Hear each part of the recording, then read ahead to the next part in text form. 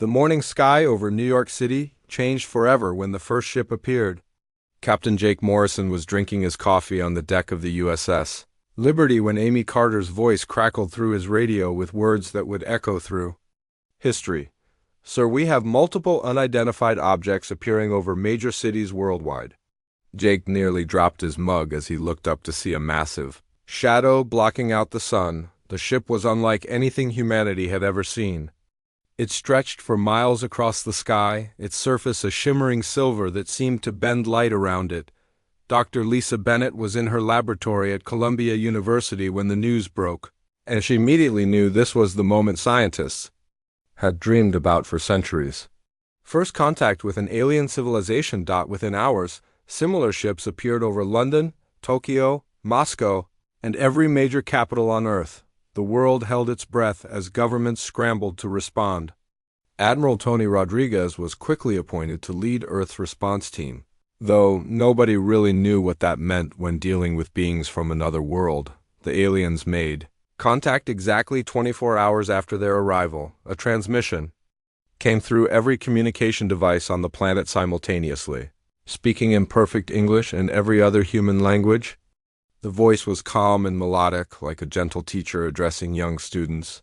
People of Earth, we are the Zephyrian Empire. We come in peace and friendship. Do not fear our presence. We have traveled across the stars to offer you a gift that will change your world forever. High Commander Vextara materialized in holographic form in the United Nations building, appearing as a tall, elegant being with luminous blue skin and large, kind eyes. The alien leader spoke with a voice that somehow made everyone feel safe and welcomed. For thousands of years, we have watched your species struggle with war, disease, hunger, and the destruction of your beautiful planet. We have seen your potential, and we wish to help you reach it. We offer you membership in the Galactic community. But first, you must be ready. The Zephyrians presented humanity with incredible gifts. They showed images of clean energy that could power entire continents, medical technology that could cure cancer and aging, and environmental restoration tools that could reverse climate change in decades. World leaders sat mesmerized as Vextara explained how these technologies had transformed dozens of worlds across the galaxy.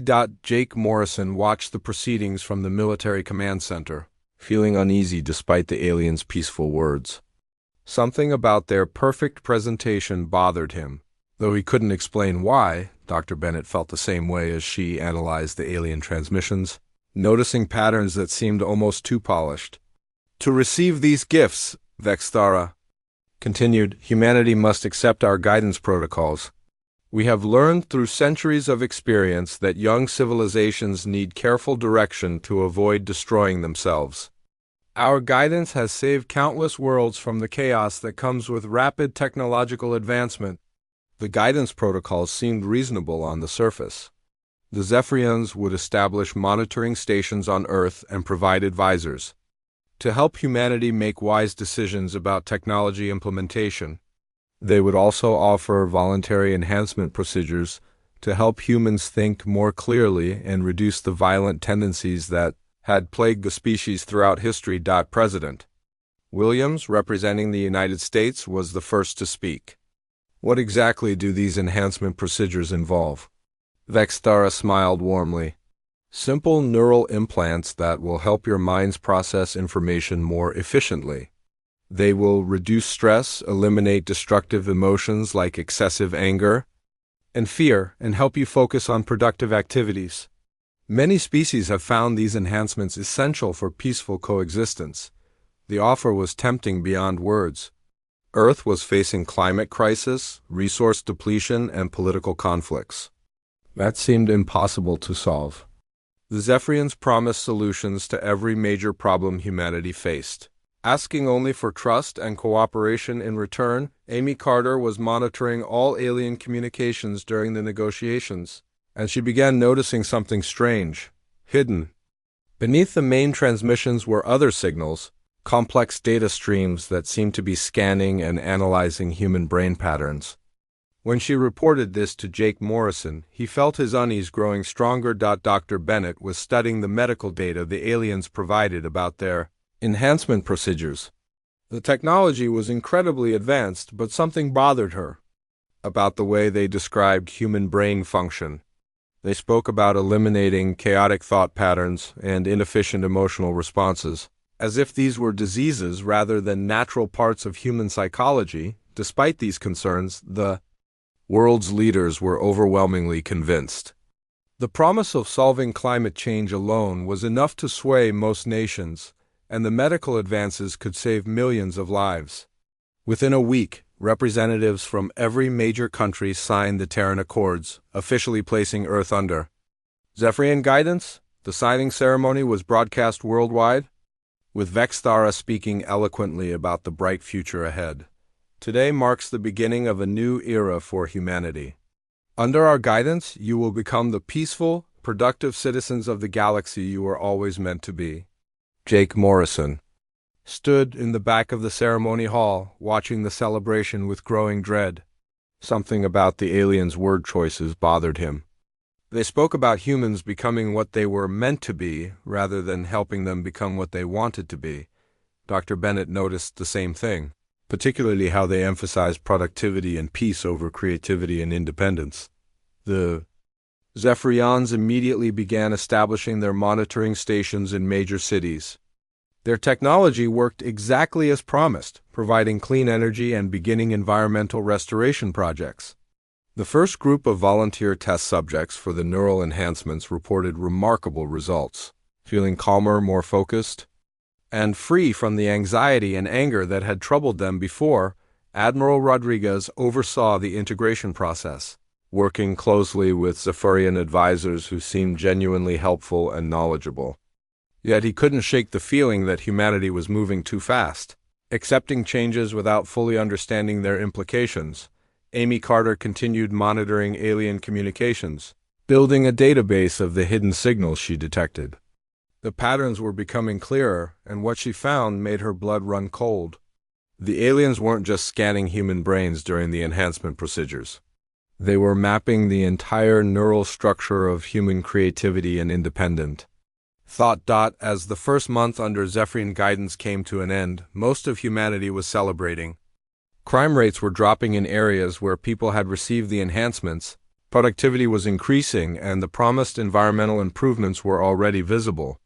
The aliens had delivered on every promise they made, but Jake Morrison, Lisa Bennett, Amy Carter, and a small group of others began to wonder if humanity was trading away something precious for these gifts. They watched the enhanced humans and noticed something troubling. They seemed content, but they had lost something indefinable, a spark that had always defined what it meant to be human. 6 months after the Terran Accords were signed, the world looked like a completely different place. The Zephyrian enhancement centers had opened in every major city, and millions of humans lined up eagerly to receive their neural implants. Dr. Kevin Walsh was one of the neuroscientists assigned to monitor the enhancement process, and what he discovered made him question everything humanity had agreed to. The implants worked exactly as the Zephyrians promised.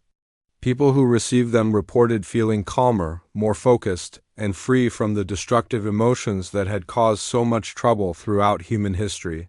Crime rates dropped dramatically in enhanced populations, workplace productivity increased by 300%, and domestic violence became almost non-existent. General Pete Jackson was among the first military leaders to receive the enhancement. Jake Morrison watched his old friend transform before his eyes. Before the procedure, Pete had been a passionate leader who inspired his troops with fiery speeches and creative battle strategies. After the enhancement, he became a quiet, efficient administrator who followed orders without question and never raised his voice above a whisper. Dr. Lisa Bennett studied the enhanced humans with growing concern.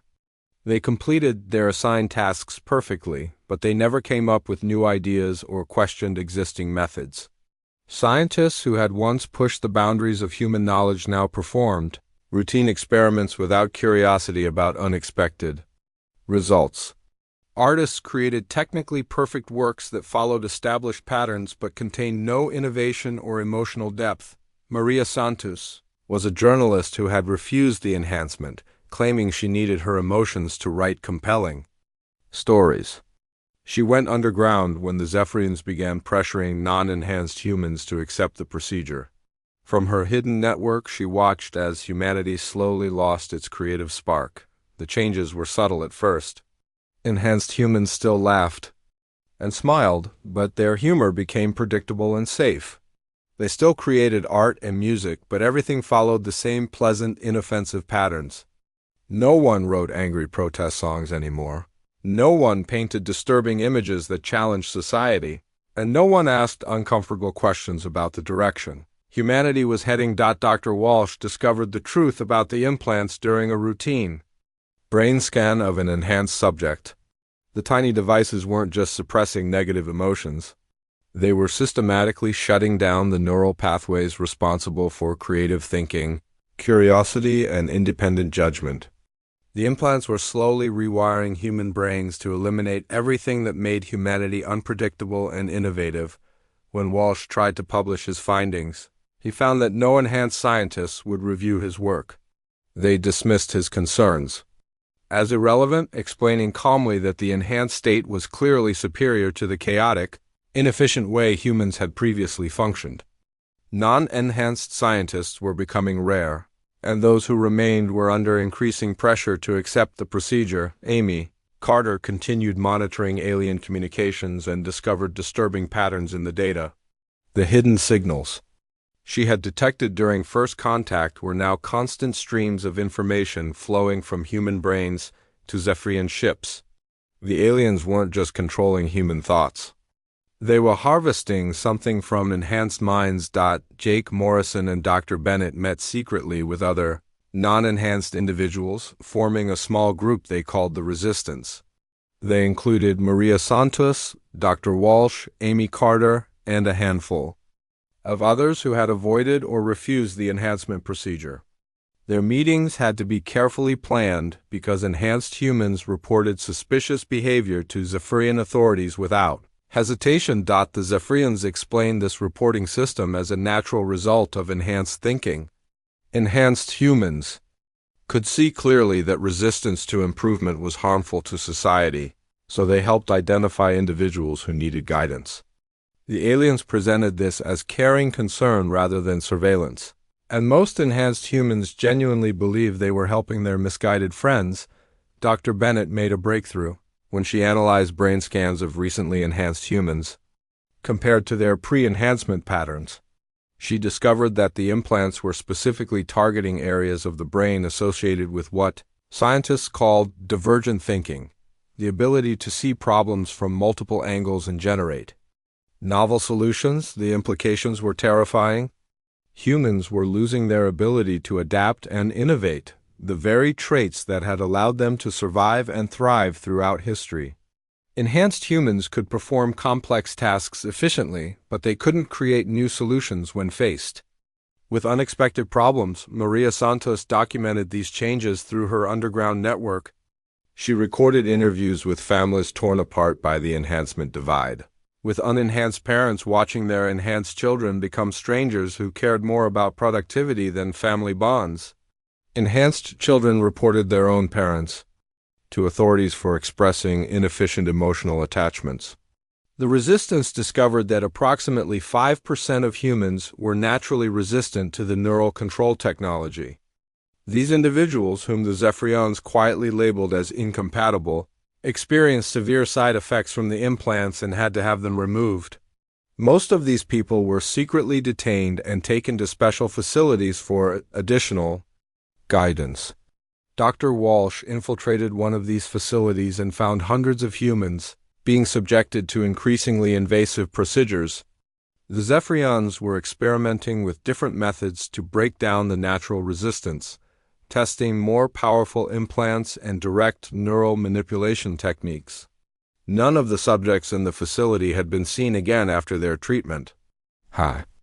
Commander Vextara addressed concerns about the missing individuals in a global broadcast. explaining that some humans required more intensive guidance to overcome their destructive tendencies. The commander assured the world that these individuals were receiving the best possible care and would be returned to society once they were ready to contribute positively. Enhanced humans accepted this explanation without question, but the resistance.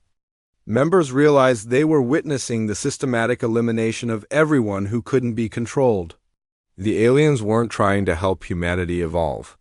They were trying to turn humans into perfectly compliant workers who would never question authority or demand change. Jake Morrison coordinated with military contacts who had avoided enhancement, learning that similar resistance movements were forming worldwide.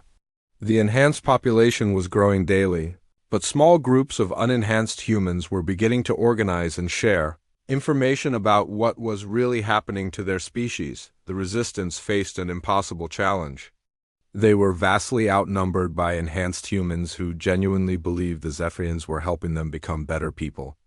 The aliens had convinced most of humanity that resistance was a form of mental illness that needed treatment, making it nearly impossible to recruit new members or operate openly. As the 6-month mark passed, the resistance realized they were running out of time. The enhancement centers were processing thousands of people daily, and the Zephyrians had announced plans to make the procedure mandatory for all humans within the next year. Humanity was sleepwalking toward the complete loss of everything that had made them human, and very few people seemed to care. Dr. Lisa Bennett made the discovery that changed everything while analyzing the brain patterns of naturally resistant humans. She found that these individuals shared a unique neural configuration that the Zephyrian implants couldn't override. The aliens had been quietly hunting these people, calling them nulls in their internal communications that Amy Carter intercepted. Chris Taylor was 17 years old when he learned he was a null. The enhancement procedure had failed spectacularly on him, causing seizures and temporary paralysis before the implant shut down completely. Instead of being sent home, he was taken to a special facility where Zephyrian scientists performed increasingly painful experiments to understand why their technology couldn't control his mind. Chris escaped during a power failure and made his way to the resistance network that Maria Santos had been building. His story revealed the horrifying truth about what happened to nulls who couldn't be fixed. The Zephyrians were dissecting their brains to understand the source of their resistance. Treating human beings like laboratory specimens, Jake Morrison organized rescue missions to extract other nulls from the alien facilities. Each rescue was dangerous because enhanced humans willingly helped the Zephyrians track down resistance members. Enhanced people genuinely believed they were protecting society from dangerous individuals who refused to accept improvement. Rebecca Stone was a former NASA engineer who had avoided enhancement by hiding in the Alaska wilderness. When the resistance found her, she brought crucial knowledge about the alien technology.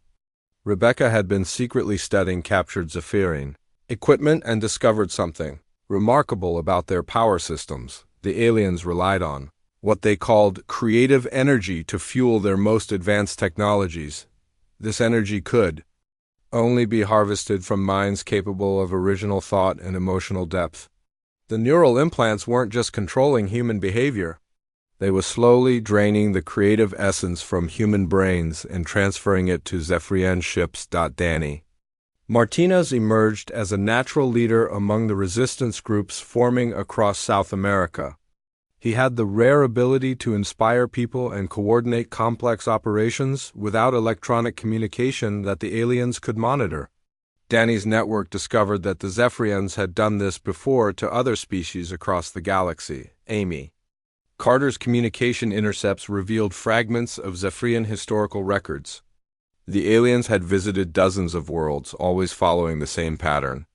They offered technological advancement in exchange for guidance, slowly drained the creative energy from each species, and moved on when the host became completely docile and unproductive. The most chilling discovery was that every species the Zephyrians had helped was now extinct.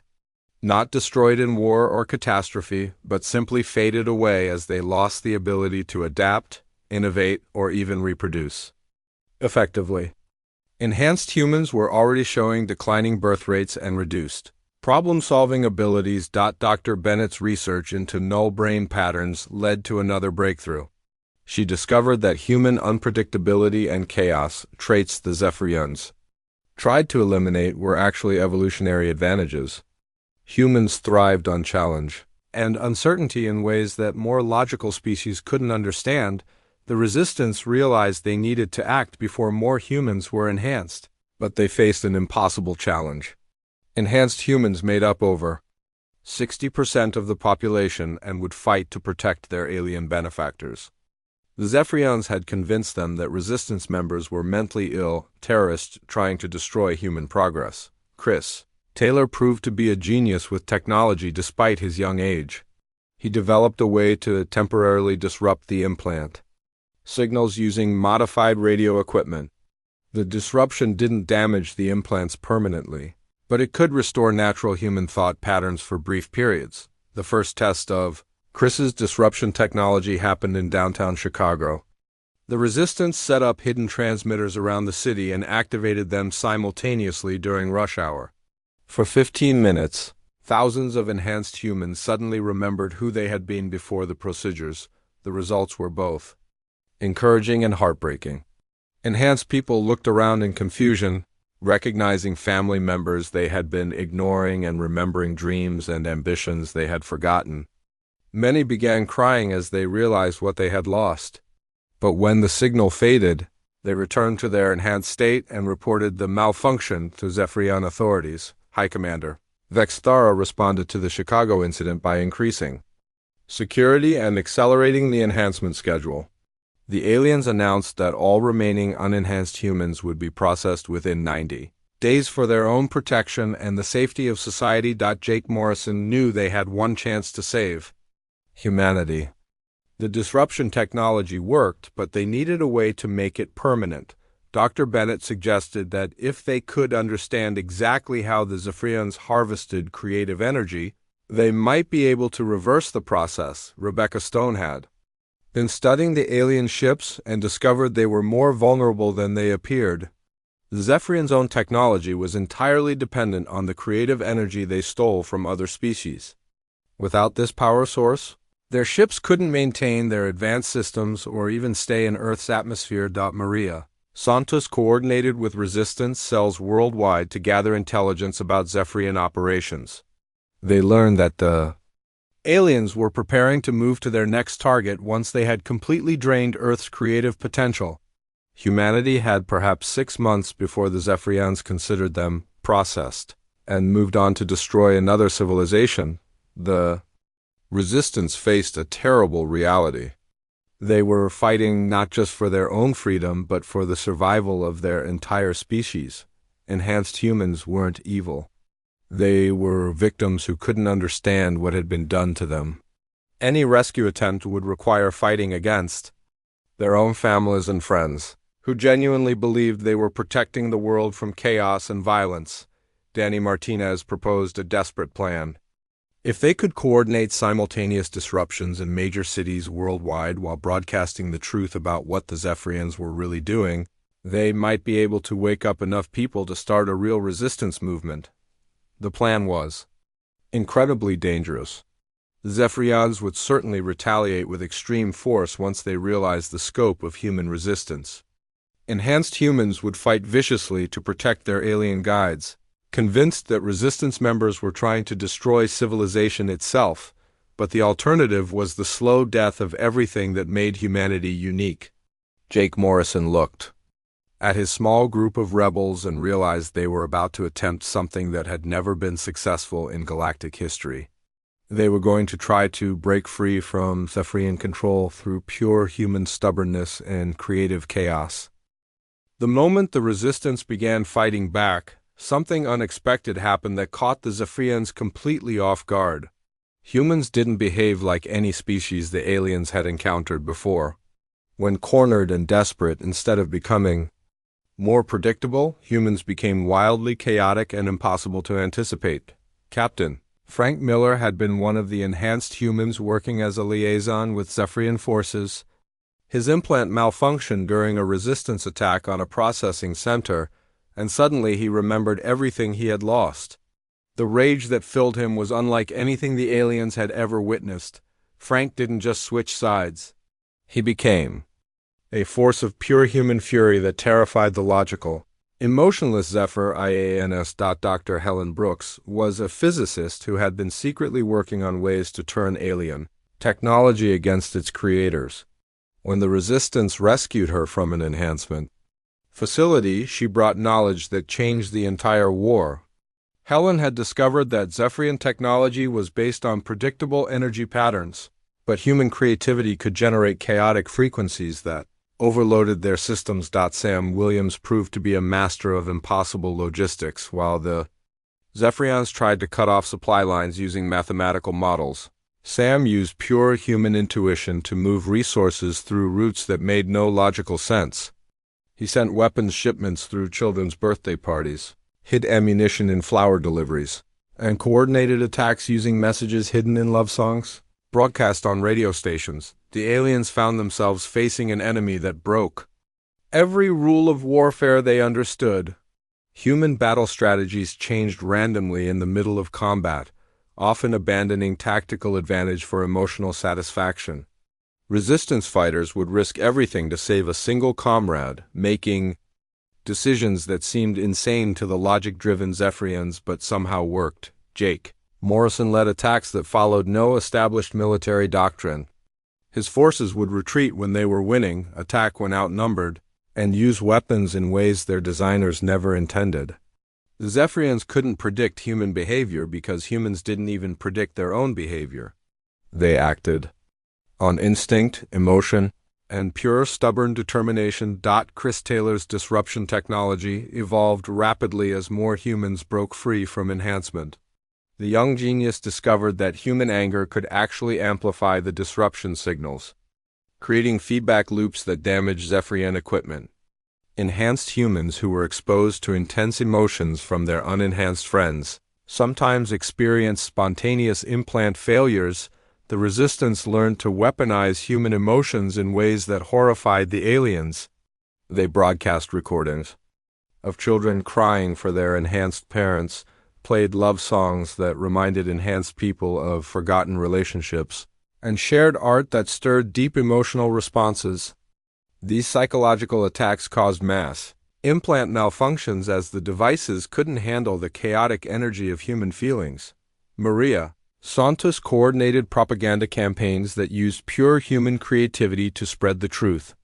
Instead of logical arguments, the Resistance used poetry, music, and storytelling to reach enhanced minds.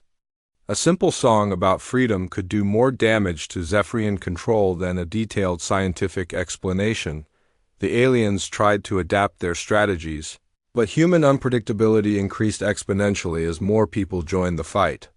Rebecca Stone developed weapons that changed their function randomly, making it impossible for Zephyrian defenses to adapt.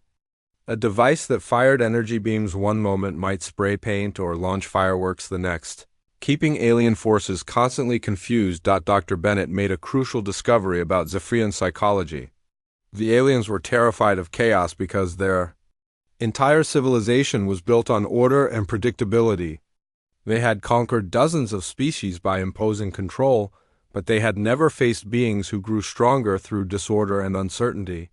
Danny Martinez organized resistance cells that operated like jazz bands rather than military units. There was no fixed hierarchy or predetermined strategy. Each group improvised their actions based on the situation, creating a fluid network that the Zephyrians couldn't map or predict. When one cell was destroyed, 3 others would spontaneously form to take its place. The turning point came when the Resistance realized that human creativity was literally poisonous to Zephyrian technology. Every time humans created something truly original, whether it was art, music, or just a new way of solving problems, it generated energy patterns that damaged alien equipment. The more creative and chaotic the creation, the more destructive it was to Zephyrian systems. Enhanced humans began experiencing more frequent implant failures as the creative energy around them increased. Some started creating unconsciously, their suppressed human nature breaking through the alien control. They would doodle meaningless patterns that somehow disrupted nearby Zephyrian devices, or hum random melodies that caused communication failures the aliens tried to counter by increasing the power of their implants, but this only made the problem worse. More powerful implants required more creative energy to sustain them, draining human minds faster and making the devices even more unstable when exposed to genuine human creativity. Frank Miller led an attack on a major Zephyrian facility using tactics that would have failed against any logical enemy. His forces approached the heavily defended base by pretending to be a traveling circus, complete with clowns, acrobats, and dancing bears. The alien guards, programmed to recognize military threats, completely ignored the colorful parade until it was too late. The resistance discovered that laughter was particularly devastating to Zephyrian psychology. The aliens couldn't understand humor and found human laughter deeply disturbing. Resistance fighters began using comedy as a weapon, telling jokes that confused alien logic systems and performing slapstick routines that caused processing errors in Zephyrian computers. As the war escalated, the Zephyrians made a fatal mistake. They tried to fight chaos with more order, increasing their control measures and making their systems more rigid. This made them even more vulnerable to human unpredictability. Every attempt to impose greater control created new opportunities for creative resistance. The galaxy was beginning to notice what was happening on Earth. Other species that had survived Zephyrian contact by hiding or fleeing started sending secret messages of support. They had never seen anyone successfully resist the Empire's control methods, and they were amazed by humanity's ability to turn apparent weakness into strength. High Commander Vexthara realized that the Zephyrian Empire faced its first real threat in centuries. Humans were proving that chaos and creativity were not flaws to be corrected, but powerful forces that could overcome any amount of technological superiority. The aliens had encountered something they couldn't control or understand, and it was spreading across their carefully ordered galaxy like a virus of pure creative freedom. The day of the Great Uprising began with something the Zephyrians never expected. Instead of coordinated military strikes, humanity launched an attack of pure creative chaos that shattered alien understanding of warfare forever. Colonel Nick Parker led the assault on the main Zephyrian command ship, not with bombs or bullets, but with a symphony orchestra playing music so wild and unpredictable that it overloaded every computer system on the vessel. Lieutenant Sarah Davis piloted captured alien fighters in ways that violated every principle of physics and logic. She flew upside down through asteroid fields, performed impossible spirals that should have torn her ship apart, and somehow used gravitational forces to her advantage in maneuvers that made Zephyrian pilots dizzy just watching. Her flying style was so chaotic that alien targeting systems couldn't track her movements. Tech Sergeant Ryan Clark accomplished what Zephyrian scientists thought was impossible when he hacked into their quantum computers using pure human intuition. Instead of following logical code patterns, Ryan approached the alien systems like solving a crossword puzzle written by a madman. He typed random poetry into security terminals and somehow gained access to classified files that contained the locations of every Zephyrian facility on Earth. The Resistance had learned that human creativity was more than just a weapon. It was a force of nature that could reshape reality itself. Dr. Helen Brooks created devices that changed their function based on the emotions of their users. A weapon powered by anger shot fire, one powered by love created healing energy, and one powered by laughter somehow made gravity work backwards. Maria Santos coordinated the global uprising using a communication network based entirely on human art. Resistance cells received their orders through paintings hidden in art galleries, songs played on underground radio stations, and stories told by children in schoolyards. The Zephyrians monitored every electronic communication, but never thought to look for military intelligence in a child's drawing of a flower. The aliens tried desperately to understand human strategy, but there was no strategy to understand. Human forces attacked everywhere at once with no central coordination, using tactics that changed randomly and made no logical sense. Some groups attacked during thunderstorms because they thought lightning looked pretty. Others chose targets based on coin flips. And one team in Australia decided to assault a Zephyrian base because their leader had a dream about purple elephants. Frank Miller led his forces in a charge against a heavily fortified alien position while singing opera at the top of his lungs. The Zephyrians had never encountered enemies who treated warfare like performance art. Frank's troops painted themselves in bright colors, wore costumes made from alien technology, and fought with weapons that played music when they fired. The psychological warfare proved more devastating than any conventional attack.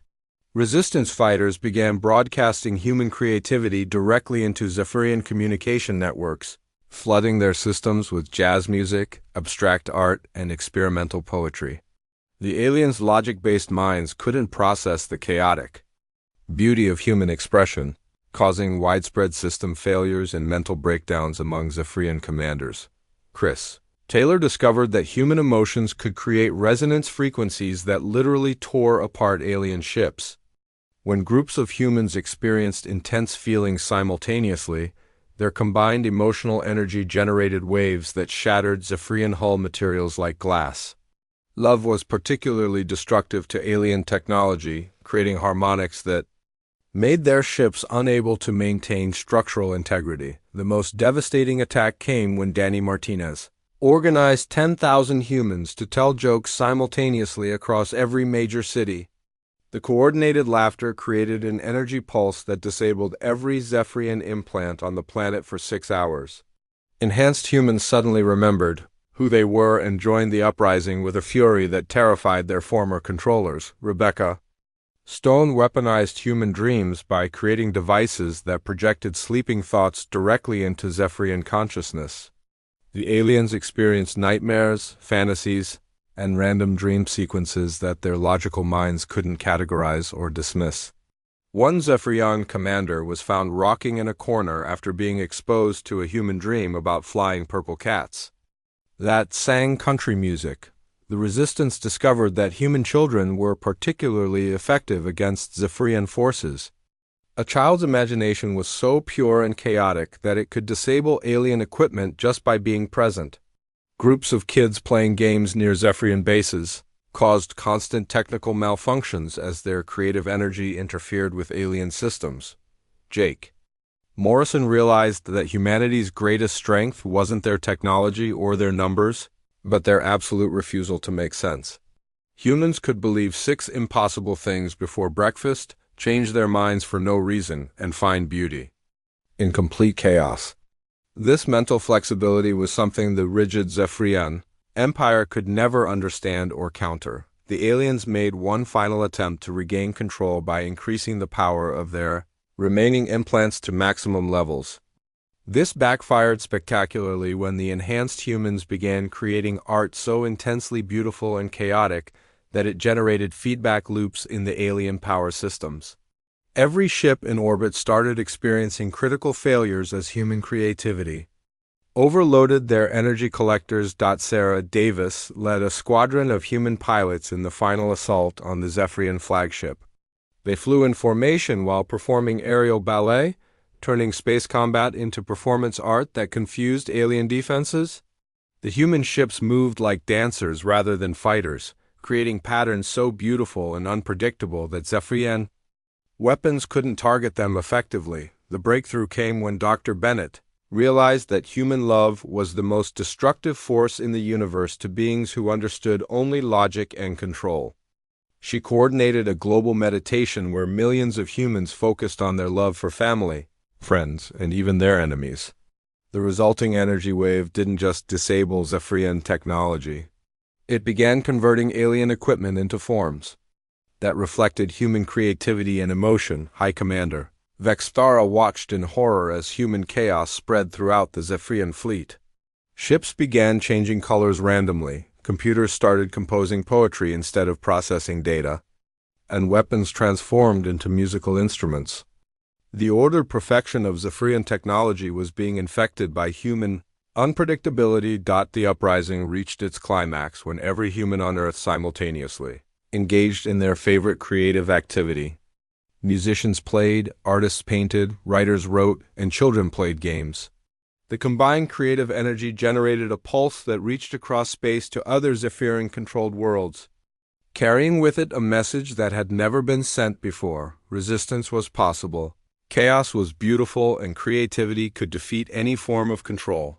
For the first time in galactic history, a species had not only resisted Zephyrian domination, but had turned their own greatest weakness into an unstoppable weapon. The galaxy was about to learn that sometimes the most primitive emotions and chaotic thoughts could accomplish what advanced technology and logical planning never could.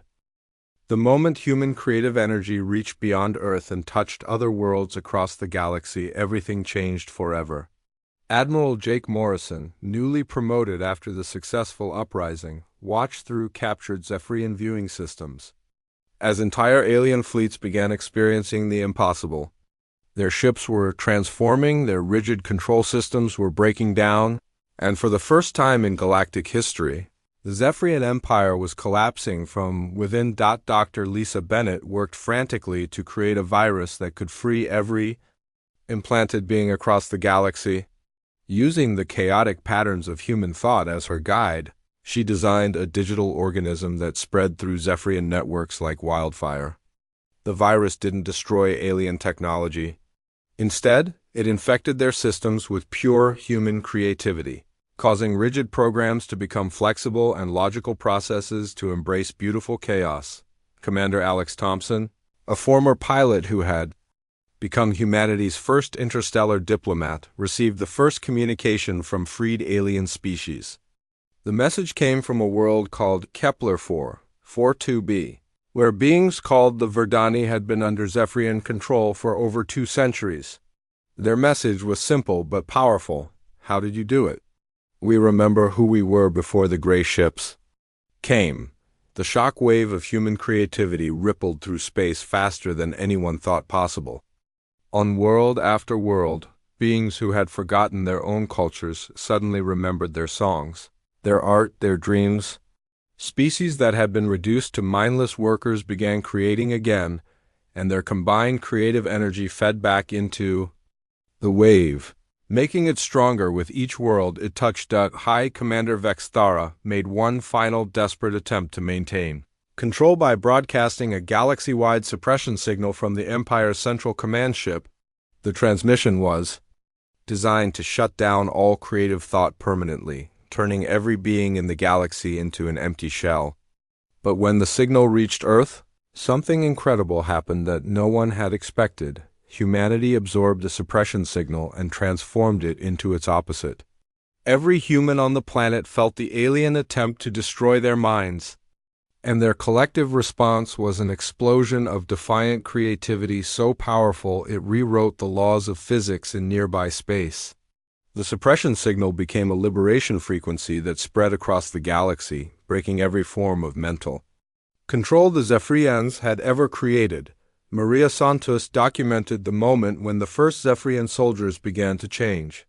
Exposed to human creativity for too long, some aliens started experiencing emotions they had never felt before. They began questioning orders, creating art with their own hands, and even laughing at jokes they didn't understand. The rigid structure of Zephyrian society cracked as individuals discovered the joy of independent thought. Rebecca Stone led a team of engineers who helped convert Zephyrian technology for peaceful purposes. The alien ships became mobile art galleries, their weapons transformed into musical instruments, and their surveillance systems turned into communication networks that allowed separated families across the galaxy to reunite. Human creativity didn't just defeat the Empire. It redeemed its technology for better purposes. The galactic communication network that the Zephyrians had used to monitor and control their subjects became the means of their own downfall. Chris Taylor, working with freed alien technicians, broadcast evidence of Zephyrian crimes to every world simultaneously. The galaxy learned the truth about the missing civilizations, the harvested creative energy, and the systematic destruction of cultural diversity. Danny Martinez coordinated with resistance movements that spontaneously formed on dozens of worlds. Species that had been enemies under Zephyrian rule discovered they had more in common than they ever knew. The shared experience of liberation created bonds between civilizations that had never communicated before, forming the foundation of a new galactic community based on cooperation rather than control. Frank Miller found himself leading not just human forces but mixed units of beings from across the galaxy, who had come to Earth to learn about resistance. Former Zephyrian subjects wanted to understand how humans had turned their greatest weakness into their most powerful weapon. Miller taught them that strength came not from order but from the courage to embrace chaos and uncertainty. Dr. Bennett's virus had an unexpected side effect that shocked scientists across the galaxy. As it freed minds from Zephyrian control, it also began restoring the creative abilities that had been drained from entire species. Civilizations that had forgotten how to innovate suddenly rediscovered their capacity for growth and change, leading to an explosion of technological and cultural advancement. The Zephyrian Empire collapsed within months, not from military defeat but from the complete failure of their fundamental philosophy. Their belief that order and control were superior to chaos and creativity proved to be the fatal flaw that brought down their ancient civilization. Without the stolen creative energy that powered their technology, their ships fell silent, and their bases went dark. High Commander Vexthara was found in the ruins of the Central Command ship, staring at a simple drawing that a human child had made. The crude picture of a smiling sun somehow contained more beauty and meaning than anything in the vast Zephyrian cultural archives. The alien commander had spent the final days of the Empire trying to understand how such simple creativity could be more powerful than their sophisticated technology. The aftermath of the liberation brought challenges that no one had anticipated. Entire species needed to relearn how to think independently after generations of control. Earth became a center of learning where beings from across the galaxy came to study human creativity and chaos theory. Universities opened programs in applied unpredictability and strategic randomness as other species tried to understand the principles behind humanity's success.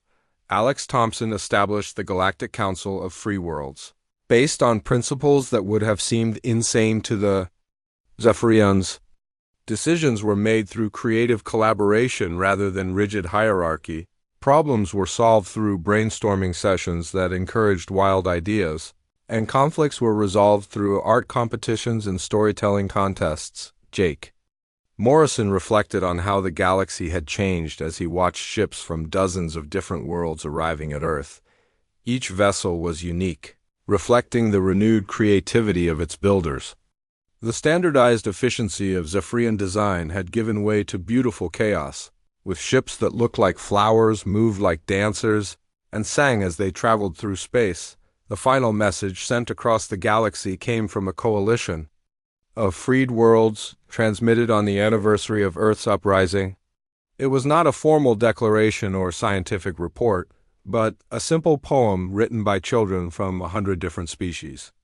The poem celebrated diversity, creativity, and the beautiful unpredictability of life, ensuring that no civilization would ever again forget the value of chaos over control.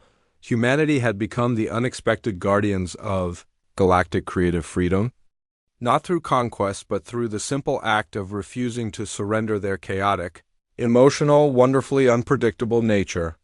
The galaxy learned that sometimes the greatest strength comes from embracing your flaws rather than trying to eliminate them.